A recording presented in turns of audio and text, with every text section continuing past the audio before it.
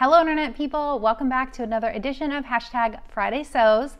Welcome back and thank you so much for joining me. And thank you as always to Jen from Today in Jen's Sewing Room for starting this hashtag and bringing the Sewing YouTube community together.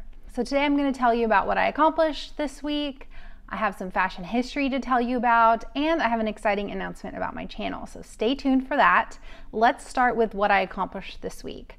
So I finished my French Navy Stellan Tee. I'm wearing it right here. And this is a free pattern. I made a size extra, extra large. My bust is measuring 42 inches, so according to the size chart, that is the size to make.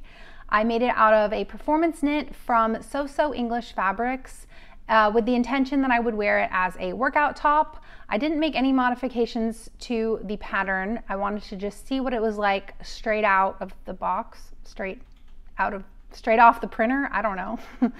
So I didn't make any modifications. Let me take you into the other room and give you a better look at it, and we can chat all about the good and the bad. So here is my French Navy Stellan Tee.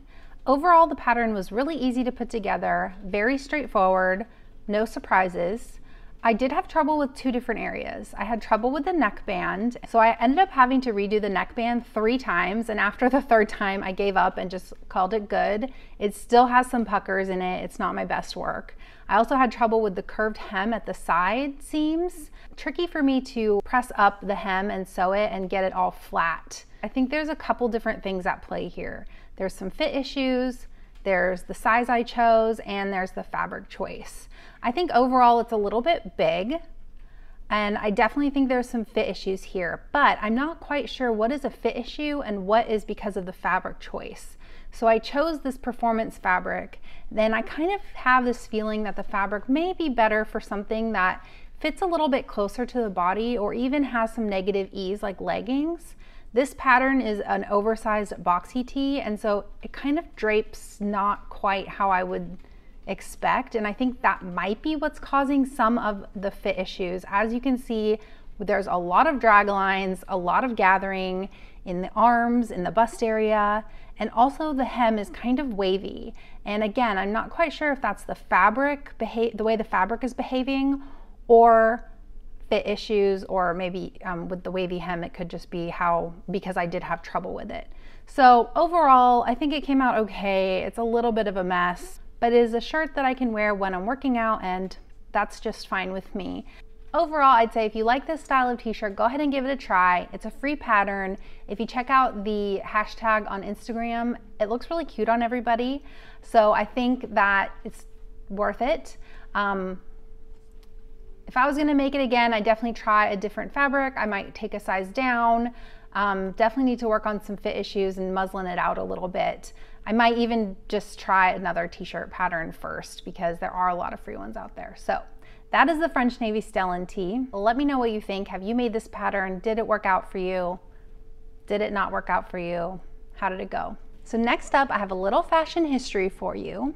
In my lettuce edge hem tutorial video, I was making a joke that I didn't invent the lettuce edge hem, and my lovely viewer Renee commented and said that Stephen Burrows invented it.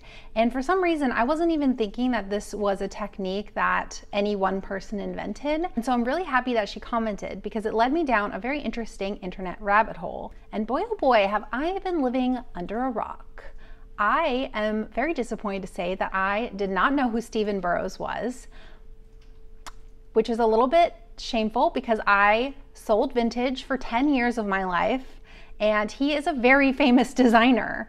But as my daddy likes to say, not everybody can know everything about everything. Stephen Burrows is a very famous fashion designer who pretty much defined the 1970s disco era fashion.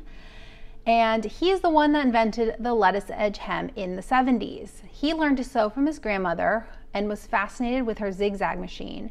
And that eventually led to the creation of the lettuce hem, where he used a very close, narrow zigzag on the hem of stretchy fabrics. And he's known as a very innovative designer because not only did he create the lettuce edge hem, he was also credited with inventing color blocking.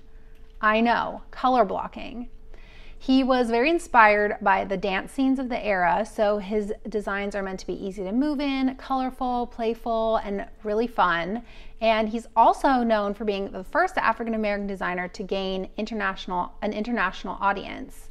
And in 1973, he was the first African-American designer to win a Coty Award, and he subsequently won it a couple more times during the 70s. It's a very interesting episode of the Dress podcast that I listened to last week, and it's an interview with Stephen Burrows. He is still around, and he talks more about his time at Studio 54 in New York City and the 1970s disco era and how that influenced his designs. Really interesting podcast, highly recommend it.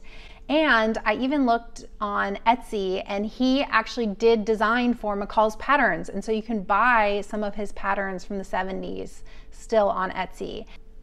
I don't know how I never knew who Stephen Burrows was, but there you go. Maybe you knew about him, maybe you didn't, but that is a little bit of fashion history for your Friday. Okay, now for my very exciting announcement. I am doing Vlogtober this year, and Vlogtober holds a very special place in my heart because it's pretty much how my channel started. I had one video on this channel before I did Vlogtober last year, and so that is what really got my channel going. So I'm gonna do it again this year. And if you don't know, Vlogtober's been around YouTube for quite a while now, and you just increase the number of vlogs that you do in the month of October. I think originally it was like an everyday thing, but that's really hard. So you can do every other day. Some people combine into weekly vlogs, but I'm not sure what I'm gonna do yet. I think I'm gonna try for every day or at least 6 days a week and then combine like the weekend vlogs, or maybe I'll do every other day. Last year I did Monday, Wednesday, and Friday. So we'll see how it goes. And I haven't quite fleshed out my plans for it, but you'll be seeing a lot more of me in October. So last year I tagged all my videos with hashtag #SewVlogtober, S-E-W Vlogtober.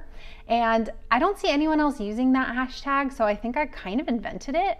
But if you're another sewing YouTuber and you're thinking about doing Vlogtober, you should hashtag your videos with hashtag #SewVlogtober, and then we can all find each other very easily. That is the plan.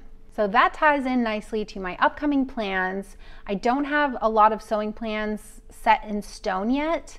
I need to just take a step back and clean up my sewing room. It's such a mess. I need to finish up a few little things here and there on different projects. And the weather finally changed. It's getting a lot colder, so I'm starting to kind of get in the mood to sew cooler weather things. So I need to take a look at my fabric stash, take a look at my patterns that I have, and start making some concrete fall plans. So that's what I'm gonna spend my time doing for the next week. And that's it. That's all I really have for you. So thank you so much for watching. I hope you have a really good weekend. I hope you have some fun sewing plans. Let me know what you're working on in the comments below.